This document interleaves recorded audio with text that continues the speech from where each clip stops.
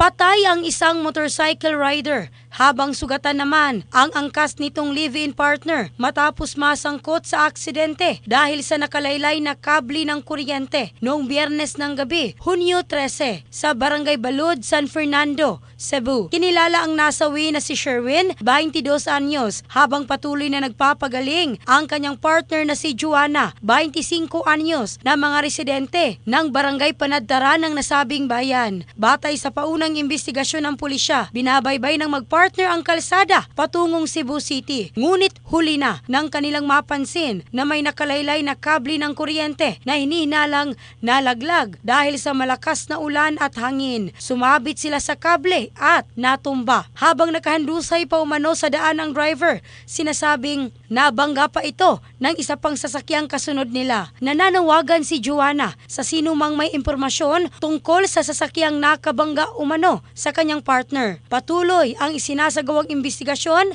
ng mga otoridad. In the heart of changing lives, ako si Michelle Craste ng Brigada News Philippines, the Music and News Authority.